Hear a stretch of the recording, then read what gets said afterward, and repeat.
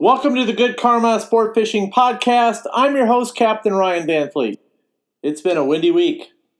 Thanks for tuning in, guys. So I've got a lot to cover today, so I'm just going to get into it here. First, I want to start with a new course announcement. Okay, so last year I had several requests to get Wahoo fishing courses done, and it rolled over into the summer. I had numerous emails.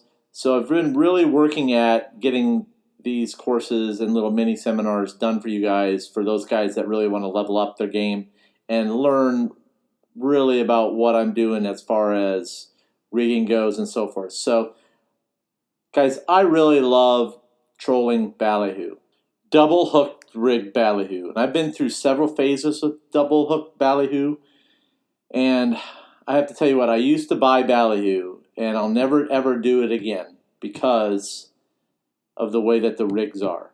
Okay, a lot of the rigs, the hooks fall out, and after losing a few Wahoo at the boat because the back hook come undone because somebody was too lazy to cinch it, or they just got into a hurry when they're at the factory where they're rigging the ballyhoo, and it falls out. So you're relying on somebody else. Okay, I was like, no more. So I devoted myself to learning how to do it, and I perfected it. I'm very, very happy with the rig, and it caught numerous Wahoos. It's just an awesome rig. So, and now I can rig it in my sleep, and it's no problem. Now it's perfect timing because the cost of everything is going up, and ballyhoo is like going up, and ballyhoo rigs and baits going up. Everything in price is going up. So there's no way in hell that I'm going to go pay $30 or $25 for a pack of 3 ballyhoo. Okay? And technically when you're fishing you need honestly, you need a dozen or more baits, okay? Because you have to account for short bites, you have to account for missed fish, and all that other good stuff. So just think about it. So that price for a dozen ballyhoo is it's you've just tripled your cost, okay? And if you're buying them at retail price, oh my gosh. So guys, I really wanted to get this done for you guys so you could learn how to do it and do it the right way to where the hooks are going to stay attached. You can actually match the actual hook size that you need for the ballyhoo. So what I found is that you have to go into the store, you have to pick the right, you're like picking through the bags, you're trying to find the right hooks for the right fish, meaning that some ballyhoo, the hooks are too small, some ballyhoo, the hooks are too big. So you have to have the right size hook for the ballyhoo, and that's by doing it yourself, you can pick out what hook size you want to use. So basically, if you're going to run jumbo size ballyhoo, you got to have some number 9 to number 10 size hooks. If you're going to run medium size, which is what I run here in the Keys, I prefer medium size ballyhoo because they're just easier for the fish to eat. So I use number 8s. So, but anyways, so I've got the course done. Now I had launched a course about. So some of you guys have purchased the double rig course, and the other part of it was how to get that double rig ballyhoo to swim really nice. Now there is a double rig bait that a lot of guys use down here called that split back. The bait tends to wash out, okay?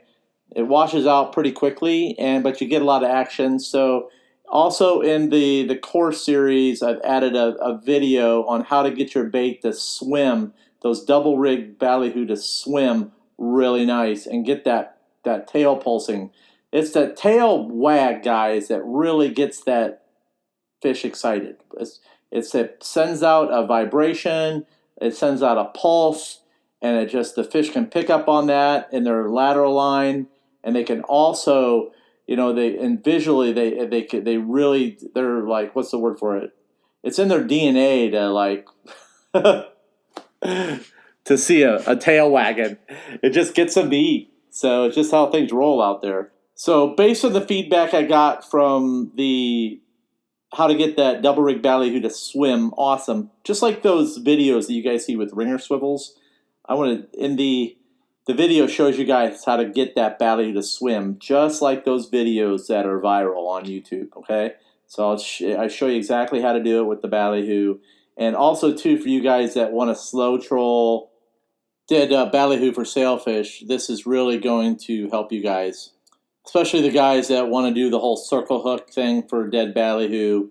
Not a lot of guys talk about it. Not a lot of tournament guys talk about it. This is the secret. So when you go in and you see the video, then it's all going to kind of make sense. So you guys see all those viral videos on YouTube with especially with ringer swivels, how that bait is thumping. Well, the video goes through and it shows you how to really get that tail wag, get that bait swimming. All those viral dredge videos you guys see, honestly, so I show you exactly how to get a bait to do that. So, and which is super cool. It's going to level. If you really want to level up, then watching that one video is going to really. It's going to like your brain is going to something's going to snap on. And not to mention, this season's going to be ultra busy out there, and your baits are going to have to perform very well this year. So these fish are going to see lots of stuff, and they're already seeing it from what I've seen out there.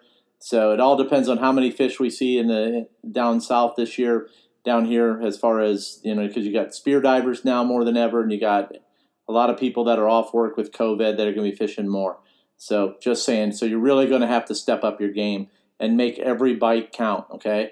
So you want to make sure that you have awesome baits rigged, and your baits, you're going to have to take the extra time to make sure things are working correctly before you send it.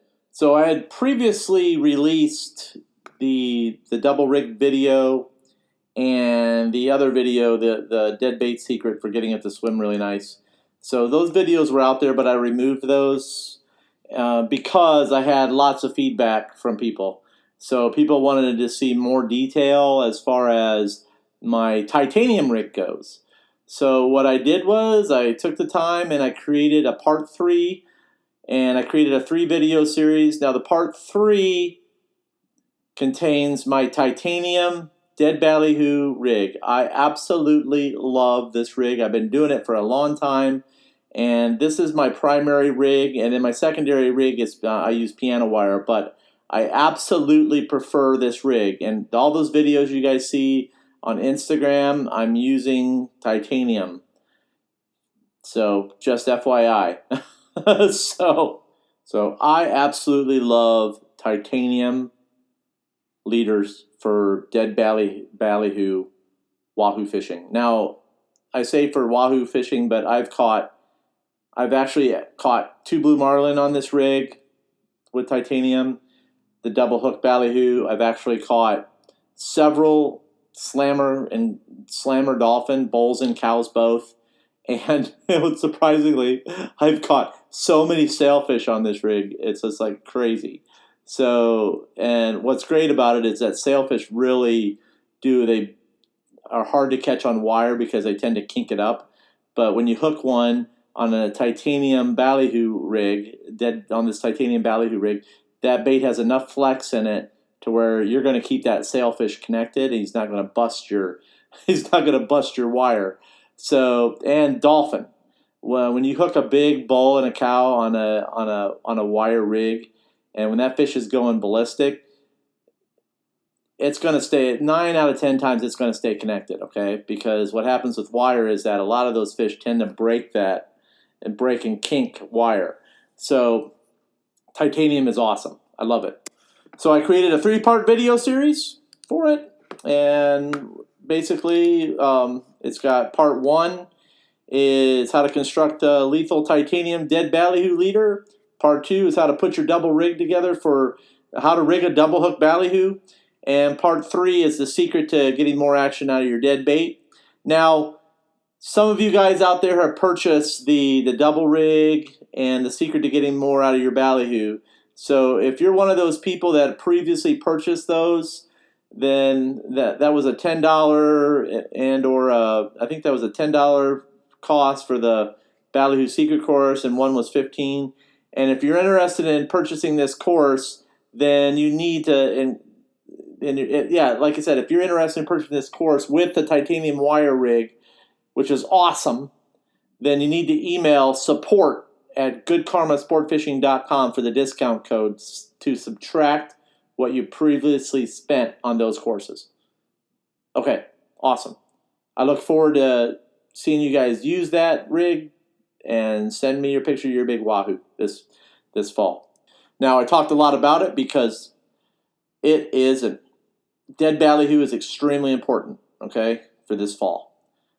And why I say that is that I've seen every scenario, okay? I've been out there. This is going to be a longer podcast, so listen closely. I've been in a lot of situations out there where one day it's all ballyhoo, they're not touching the halco. One day it's all bait strips, they're not touching the halco or the dead bait. I've seen a lot of different scenarios. The day I fished with Brooke and Victor for the land shark video, the fish, I had one bite on a bait strip, and everything else one fish came on a halco, and everything else came on dead ballyhoo. So I've had days where I've caught all wahoo on a halco and nothing else. And right now, I'm going to be honest with you, the halco's been getting the bites. But I guarantee that's going to change here pretty soon. And the day that I go out there with because it's happened. I've been out there on days with no ballyhoo, and then everybody else is catching them on bally, and I can't get a bite on artificial. So now I just go prepared. It takes some time. I am fully rigged I have bait strips rigged, and I do. And like I said, people have asked me about how I rig for bait strips. If you go when you buy the video, you're going to see the exact how I tie it. Then you'll see how I skirt a ballyhoo over on top of it. So it's the same rig I use for bait strips, guys. So if you want to learn that, that's the same titanium wire rig. So not just, like I said, that's just, I show you the actual leader in the video. So, and then what you do is just skirt a C-witch over it. Then you can add a double hook to it and do a bait strip rig. I show you the length and all that other good stuff. But, so you got to be prepared, okay? So, I don't know. I think just some days, who knows why. I'm going to be honest with you. I gave up on the why. So all I know is that it happens. Okay? It happens a lot. So, and it's just different based on like what the conditions are like outside. Someday it's all planar. Someday it's all long center. So we're going to get into some observations with Wahoo today a little bit, okay? I want to talk about some things that I learned about Wahoo, and I absolutely know how they swim. So here we go. I'm kind of jumping around a little bit, but it's going to be some details. Okay, so you guys all know that I took some time off, and I learned how to catch Wahoo with live bait, okay? And I still remember the day that I was in front of Conch Reef, and everybody and their brothers out there flying kites for a tournament. And I'm sitting on the 145 line, and about 100 boats are sitting outside me flying kites on the top of me. So trying to get their baits in position, and nobody's catching anything, of course. So because it was rough that day, and I was fishing in the trough because I can do that with the Seakeeper, and the boat doesn't rock side by side. And I had the downrigger baits down, and I whacked probably about a 65-pound Wahoo that was staged 80 foot down. Okay, the fish was 80 foot down on the downrigger bait on a live bait. So, and boom, I hooked him. And we got him. And we got him on ultralight tackle, small Talica 16s, 40-pound line, light titanium leader. And no, it wasn't titanium the leader that day. I was just using a standard stinger rig. So, small hooks, super light drag, and we got the fish. And the fish was hooked with the stinger. So guys, here's what I know, and I'm going to give you the blunt of it, is that Wahoo like the 80-foot depth, okay? That's where a majority of my fish came, midday and in the mornings, like mid-morning and midday. So when I was live bait fishing, and late in the afternoon, okay? That fish was caught late in the afternoon, okay? And it was rainy and miserable out. And there was no moon. It was an off-moon phase when those fish shouldn't have been biting. That's everybody thinks, oh, they don't bite. They do. And we got him to eat, and the fish was 80 foot down. I was marking him. I went through with the live bait, and I caught him. So popped the downrigger, and he blitzed it. And we lost the other one. He hit it. He short bit it. So, okay. So the fish are swimming, and I know that I consistently got bites for those 2 years at between 60 and 80 foot, okay? Now, there were days that I was in a long concrete fishing, and I didn't get a bite at all on the downrigger. The fish came on the surface, okay? And that happened, I've seen those bites happen like mid-afternoon, okay? They skied on the baits. It was incredible to see it. If you've never seen the whites of a wahoo's eyes as he skies across a bait and eats a surface bait, it's addicting. And that's all I wanted to do was just see that bite for how many years. That's one of the reasons why I stuck with it, because the visual bite was sick. It was amazing to see a wahoo come out of the water, fly across the spread, and eat a live bait on the surface. So those fish that I caught on the surface, I caught while sail fishing. I didn't have any wire on them, and I actually had to ditch the wire that day to get the bites. True. And I went with the best hook that I used, that like when I'm wahoo fishing, I love that Gamakatsu number 8. It seems to fit perfectly in the side of a wahoo's mouth. And I caught like 3 or 4 wahoo that year when I was live baiting on that one number 8 hook. And it just seems to fit perfect on in a circle hook. No wire. You just got to keep the line tight, and you got to get the fish quick, okay? That's how it works. So anyway, so the observations are there. So also, too, is that I know those fish swim when they're not surface biting. They swim at that 80-foot depth, okay? It is tough to get a bait down 80 foot trolled in front of them, okay? It is absolutely challenging. So that's where sometimes the live bait guys have more luck when they're using the downriggers, or they're able to put those live baits right down in front of them. So just keep that in mind. And I'm going to talk about more about live bait and wahoo fishing here in another podcast here. So I know that's the depth they swim in, 80 foot. I mark them. I've taken pictures of them. That's where they're at, okay? It's just like a lot of big jumbo-sized tunas are on the bottom. You're fishing. I catch a lot of the big jumbo tunas when I am live bait fishing for mutton snappers. Those fish are down low in the lower water column, and that's where they're at, especially on those bright sunny days or when the water's really green. You think that the water's green on top, but it's not. It's nice down there. So you just got to keep that in mind. So what do you do? Okay, so you're not getting bites. Okay, it's midday, you're not getting bites. What do I do? The fish are 80 foot down. There's 100 people out here.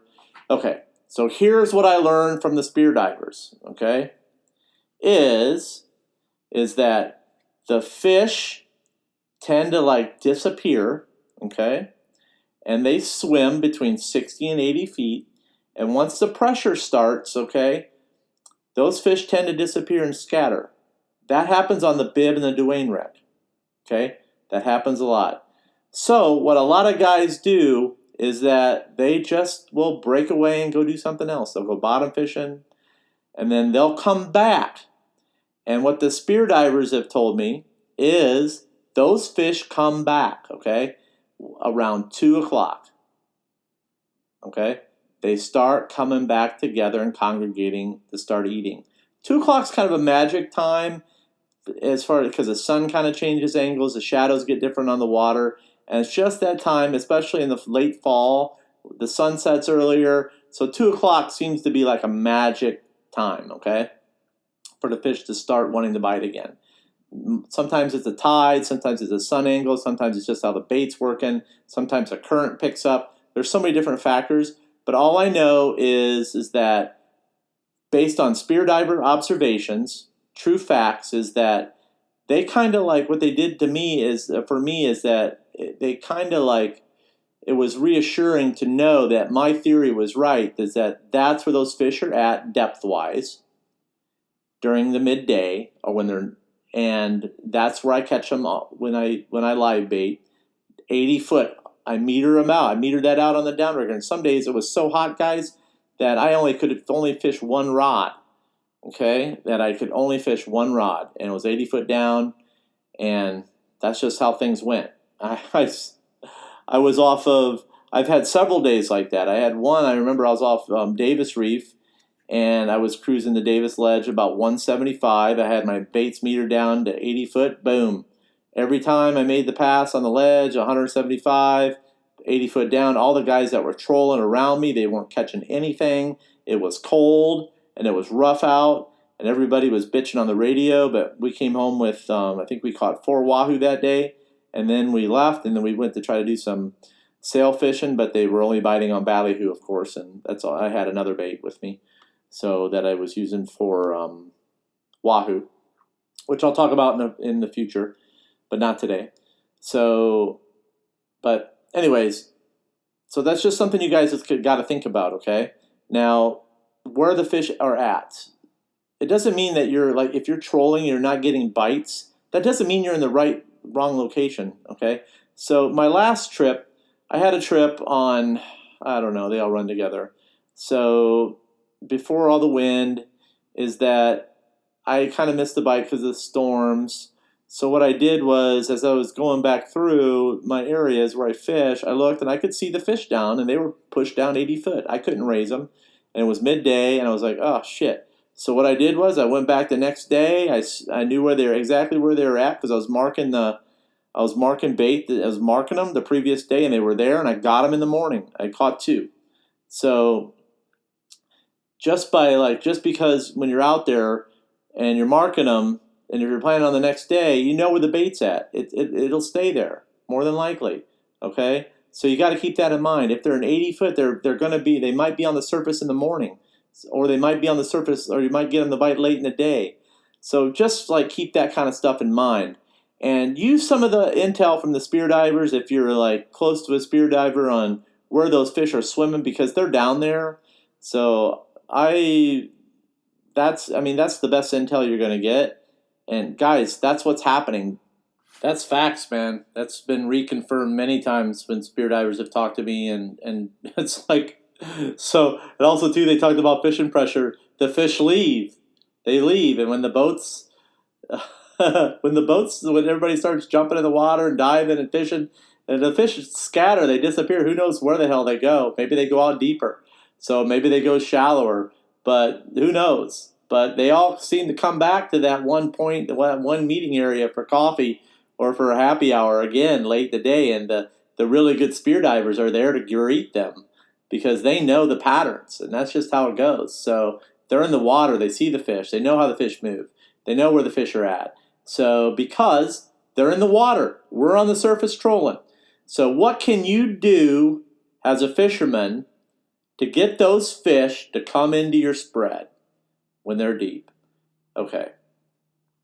So planers, downrigger, inline planers, yeah, you can run a 6 and 4, but honestly, you got to run a number 8, you got to run it deep, or a number 10. I teach you how to do that in the downrigger video that I have available on how to run a downrigger, a number 8 or a number 10, man.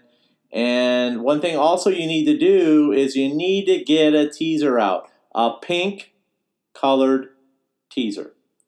Pink colored daisy chain, a big one, okay, a long chain, a long daisy chain, and get it in the water and put a hook on it, or you need to get that subsurface and you need to get it down there, okay? When those fish look up, they're going to see that pink color, okay? That pink color penetrates really deep, and for some reason, those fish can really tune into pink, especially in dirty water, dark days. If those fish are holding deep, you need to get a pink teaser in the water, and that's what you need to do. You need to get it subsurface, and you can learn how to do that more in my downrigger course on how to get those baits deep. Or you can just, for you guys that really run a bait deep, know how to do it, you can run a dredge, a pink color dredge. You need to get it down. So what happens is that there's lots of schools of bait in ballyhoo and bonito. What happens is that the the bonito are gonna raise onto that pink daisy chain. Okay, they love those pink daisy chains. They love that pink color. They're gonna raise into your school. Okay, they're gonna start chasing the bait, guys. This is where you just have to This is where it's all gonna make sense. Number one, by having the daisy chains in the water, you're gonna raise the bonito. What's going to follow? The freaking Wahoo, okay? The Wahoo. They're going to rise up into your spread. You're going to hoping that you got the right teaser down to bring those fish up 80 feet and get them excited, get them in your spread.